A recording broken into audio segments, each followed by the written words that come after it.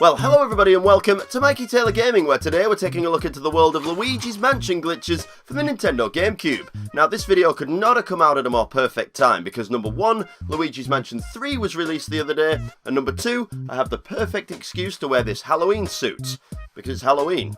There are a ton of pointless glitches in this game, and I know that pointless glitches are our favourite kind of glitches. So without further ado, I'm going to let you guys watch this, and I will speak to you all at the end. I hope you all enjoy.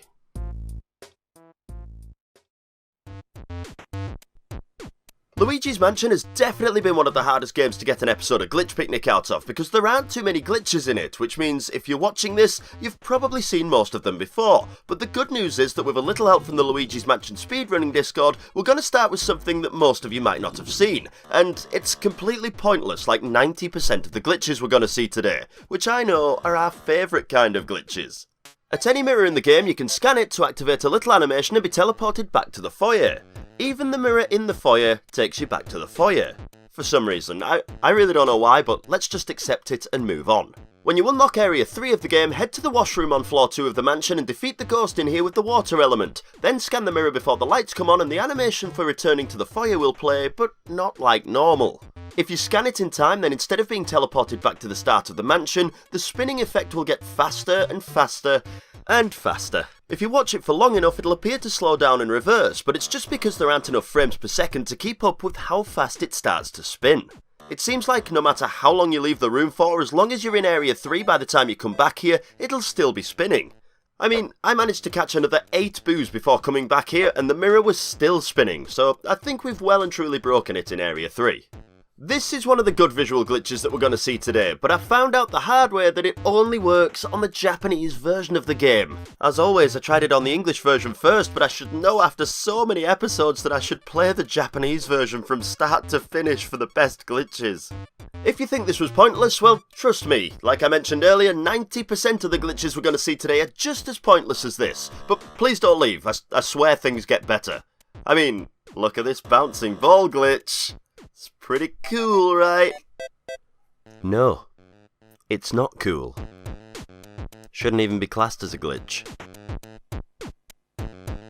In the US and European release of the game, there was a very slight change in how the Game Boy Horror works, which you probably wouldn't even notice without being told, but it actually leads to a pretty interesting glitch. In normal gameplay, English or Japanese, when you finish off the final fight and take off the last part of King Boo's HP to suck him up, Luigi will automatically pick up the crown when the sucking up animation is finished. But as a bonus to the Japanese version, if you pull out the Game Boy Horror on the exact same frame as King Boo gets sucked up, you can interrupt this animation and leave the crown invisible on the floor, leading to this weird situation.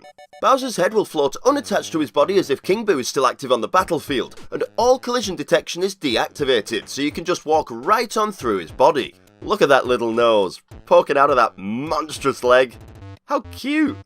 And that's about it. You can explore the roof as much as you want, but there really isn't anything more to this glitch, making it just as pointless as the last one, but at least it looks a little bit better. It also looks like a softlock from here, but the good news is that if you use the Poltergust in the area that you defeated King Boo, the invisible crown will get sucked up and collected, ending the game like normal. Meaning that at least your efforts to defeat the final boss aren't completely wasted on this one. Huh. After playing through the game for a while, you'll eventually reach the tea room, where there are gravity switches that flip you up onto the ceiling and back down onto the floor. There's a strange and precise glitch that you can do with the switch on the ceiling of this room if you light up a ghost and move on to the switch within 2 frames worth of time. If you get the timing and the angle right, then the game gets a little confused about Luigi's position and instead flips him up through the ceiling and onto the balcony of the mansion, where the fight with the next area boss, Boo Losses, takes place. This might seem like a pretty nifty little skip until you realise that you can't cause any damage whatsoever to this boss without the ice element, which is in the tea room that you just glitched out of. Nice. The good news is if you pick up the ice element in the tea room and then make the Boo appear, you can actually use him to glitch onto the balcony with, but the bad news is that it's almost impossible to trigger this glitch using the Boo, so it's impractical and I can't show it off. What you can do with this Boo though is take its HP down to 0 and then step on the floor switch whilst he's being sucked up. When the victory animation ends, Luigi will flip upside down and start talking to Egad. It's pretty impressive that he's completely unfazed by having half of his head stuck in the ground like this. In fact, it's probably the calmest I've seen him through the entire game so far.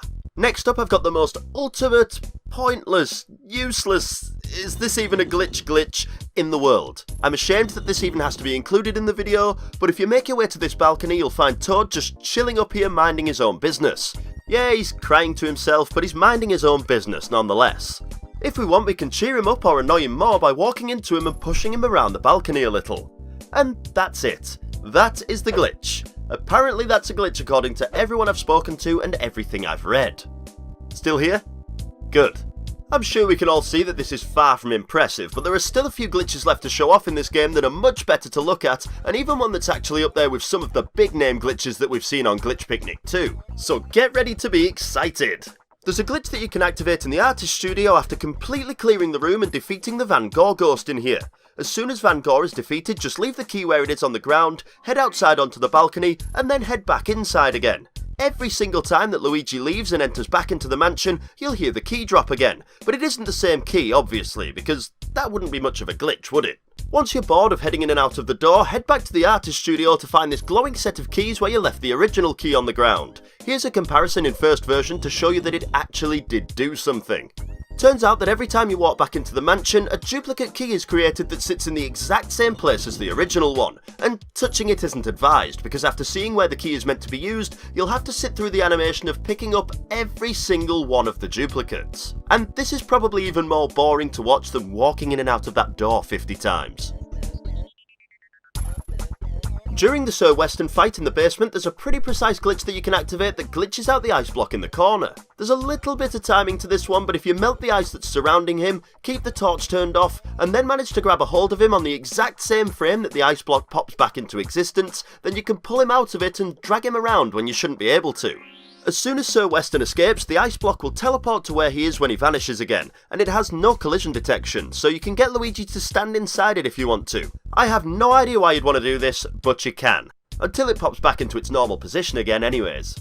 It's important to note that after melting the ice, you have to keep the flashlight turned off, because if you stun Sir Weston, the ice block will fade back into existence, stopping the glitch from working. Which again, I found out the hard way. So now we know that every single glitch we've seen so far hasn't been worth the trouble, but it's time for the one that we've all been waiting for. The one game-breaking glitch in Luigi's mansion. You know, the one that puts all these other glitches to shame and lets you finish the game in less than 10 to 15 minutes? Yeah, that one. For any one of you that hasn't seen this glitch before, then I think you're in for a treat. Needless to say that this is the hardest one in the game to pull off, and it requires a lot of back-to-back glitching and manoeuvring to get where we need to be. So this could get a little confusing, but bear with me. Oh, and this time you're going to need an NTSC or Japanese version of the game again, so good luck. The glitching sequence starts after defeating Chauncey, who's the final boss of Area 1. As soon as you defeat him, you'll be put back into the nursery where a chest will spawn with a key to the next area. But instead of standing still and waiting around for the chest to appear, hold up and right on the control stick as you're teleported back into the room to get Luigi trapped behind the chest where he wouldn't normally be able to fit, and this is where the fun starts. At this point you can tap A and hold up on the control stick to glitch through the wall and onto floor 1.5, which if it isn't obvious already, is a floor between floor 1 and floor 2. When trying to glitch through this wall, this is definitely the best method. Trying to use the poltergust to squeeze through can drop Luigi down onto floor 1 where there's no escape, since the doors to exit the area are all still locked. So I guess it's time to reset if you fall down here. It's a really good job that you guys saved before you defeated Chauncey.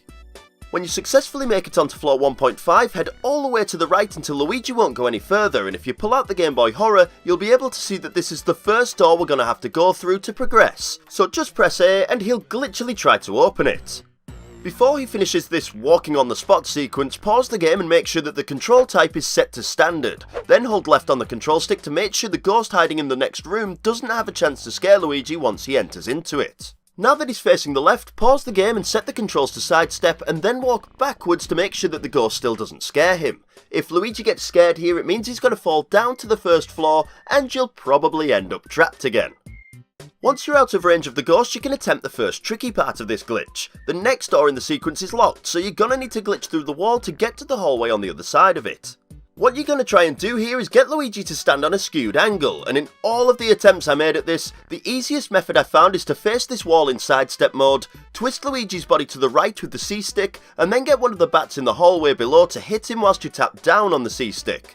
If you got the angle and timing right, then he'll tilt over slightly like this, and walking him over to the right and holding right on the C-stick will hopefully get him to hop over the wall and into the hallway.